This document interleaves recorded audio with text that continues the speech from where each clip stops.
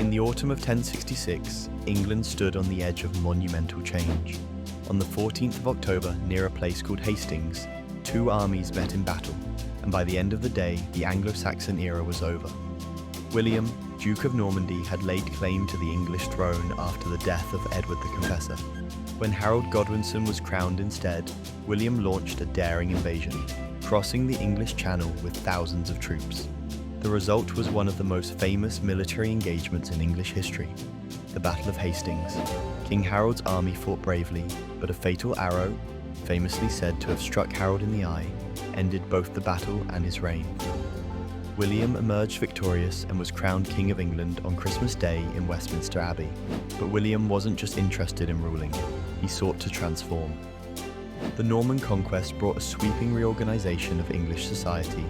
Anglo-Saxon nobles were stripped of their lands, which were granted to Norman barons, creating a new ruling class loyal to William. This power shift planted the seeds for the feudal system in England, a structure of land, service, and allegiance that would define the Middle Ages. Norman influence also extended to law and governance. They introduced a more centralized system of rule, building on existing Anglo-Saxon traditions, but reinforcing authority under the king. The famous Domesday Book of 1086, commissioned by William, was a masterstroke of Norman administration, a detailed survey of England's land and resources that helped tighten control and taxation.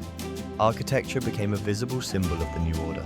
Massive stone castles rose across the country, not only to defend, but to dominate. The Tower of London, begun in 1078, still stands as a testament to Norman ambition. Meanwhile, Romanesque churches and cathedrals appeared, blending beauty with spiritual authority and reshaping the landscape of worship. Culturally, the Normans left their mark in language and law. French became the language of the court, the nobility, and legal proceedings.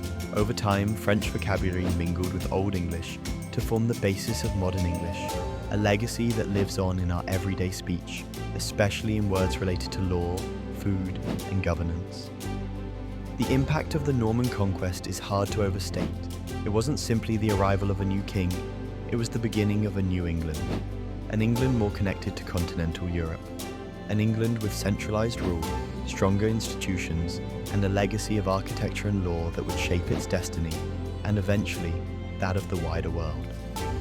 Subscribe now to the British History channel to learn more about British history and their impact around the globe.